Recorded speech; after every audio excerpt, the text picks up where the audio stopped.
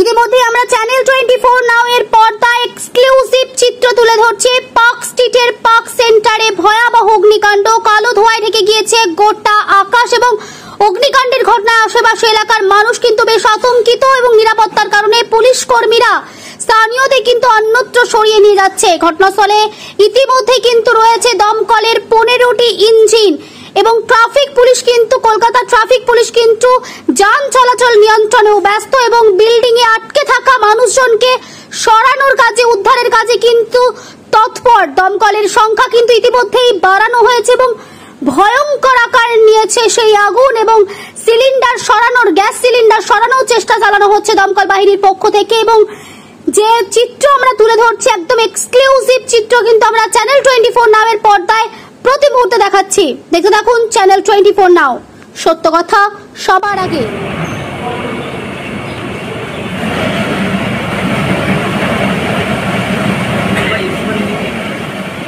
ভাই